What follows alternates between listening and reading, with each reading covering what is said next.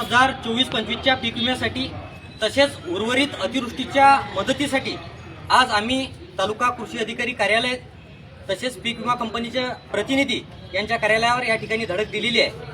खरं तर 2024-25ला या जळगाव जामोद तालुक्यातील हजारो शेतकऱ्यांनी पीक विमा काढला।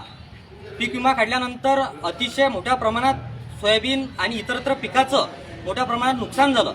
नुकसान झाल्यानंतर अनेक शेतकऱ्यांनी पीक विमा कंपनीकडे तक्रारी केल्या, आंदोलने केले।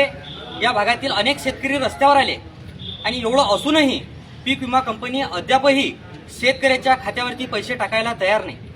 मुळात पीक विमा आमच्या हक्काचा आहे, हा कोणाच्या बापाचा नाही। तर अशा या परिस्थितीमध्ये हा शेतकऱ्याला सरसकट पीक विमा मिळणे खूप महत्त्वाचं आहे।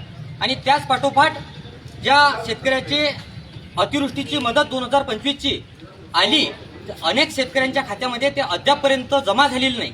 त्याचं कारण ते फक्त तांत्रिक कारण त्या स्थानिक तिथचे प्रतिनिधी दाखवतात। तर त्यामुळे ती मदतसुद्धा येणं खूप महत्त्वाचं आहे। जर या दोन्ही विषयाला जर शासनाने जर गांभीर्याने घेतलं नाही तर येणाऱ्या काळात आम्ही रविकांत तुपकर यांच्या नेतृत्वामध्ये तीव्र आंदोलन केल्याशिवाय राहणार नाही, हा इशारा आजच्या माध्यमातून सरकारला देतो।